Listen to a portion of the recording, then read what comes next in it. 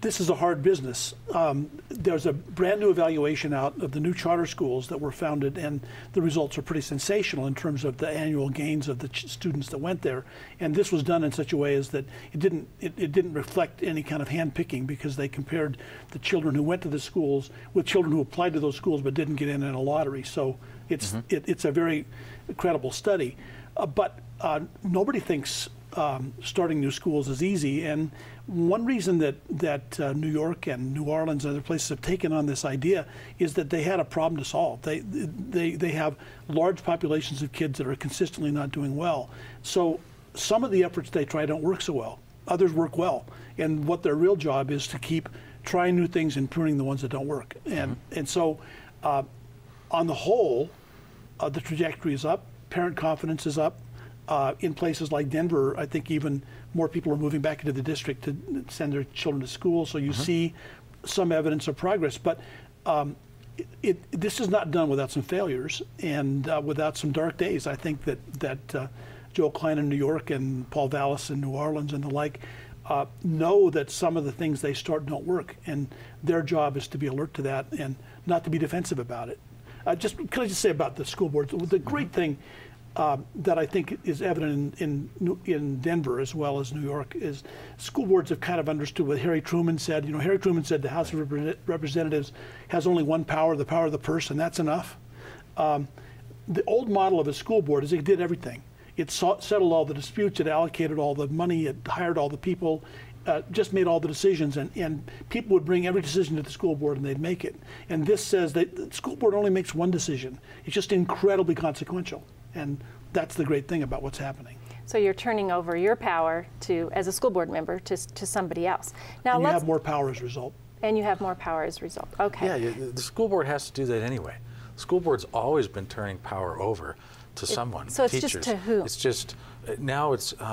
Are we going to be making a make or buy decision, to use the business term? Are we going to make the school system ourselves, or are we going to buy it from a variety of providers? And I think school boards have been doing that a lot.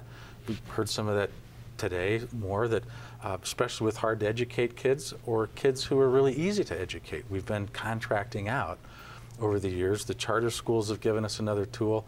I think Paul's framework ties some really good governance models to some really good administrative models for schools that have been active in the business community for decades. And that's what's useful, I think. And I think it can apply to a variety of different schools, systems. But once you start getting below, I don't know if it's 5,000 or 1,000 or something, it's going to be hard to be breaking. You're going to have a small portfolio. You can still use the same attitude, I think, of what are our high expectations, what's the way we're going to monitor it. I think you can use that attitude as a community and a school board. But you may not go out and buy a whole bunch of different schools. You only have 4 or 5 to run to begin with. I think Jim is right about that. There's something I neglected to point out, though. One underlying motivation in New York and in Denver is they want to make the public school system a magnet for talent.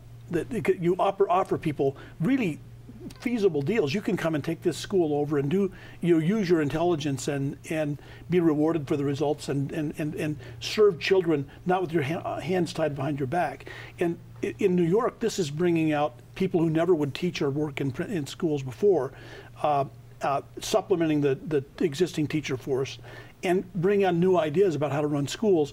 All those things potentially benefit everybody. You know, that the rural district that doesn't want to run a portfolio might still be able to hire the organization that does the bang-up job of teaching AP or physics in New York to do it online in their place. So even if portfolio districts don't become universal, it's consequential for all of public education. Well, we only have a few minutes left, but let's take about a minute just on this particular question. How do you think online education is going to change the way school boards work in school districts? And I mean, we need a short answer. Paul, you go first. It will produce a lot of innovation, a lot of new ways of teaching, create the possibility that teachers with a lot of skill at using technology to help deepen kids' knowledge will become extremely productive and maybe even be able to deal with larger classes, and maybe even then warrant the differentiation of teacher pay. so that teachers that are really good at affecting large numbers of kids can be paid a lot more. That's what happened with physicians, and I think it will happen with teachers. I don't think it's just online, but I think the whole concept of the technology and internet is going to make us understand where we really need that personal one-on-one contact with a teacher or with interaction with other students, and where we don't. And we're going to see that we can change that a lot more effectively than we do right now. A lot of the technology that people use right now can substitute for adult contact, but it can't replace it in all instances. Nor does it change the fact that, for example, the conversation we're having right now, students need to do that. People need to learn. How do you learn to collaborate? How do you learn to do it in a competitive way, except together?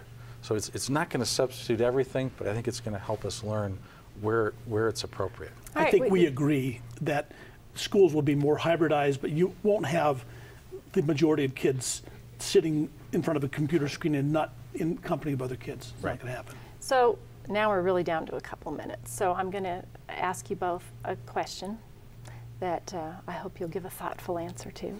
What's next for Colorado? I know you don't live here, but what do you see next for Colorado? Next steps? I see further development of the Denver plan. I see statewide application of the same kind of performance framework and data framework that is available in Denver. The possibility of other districts trying the same thing. And ultimately, I think Colorado will innovate in all these ways, plus the use of technology in regular schools, not just say you get a face-to-face school or a technology school, you'll get hybrids. Jim? I think it's becoming accountable at every single level within the community and the school district in the face of tremendous financial and people challenges.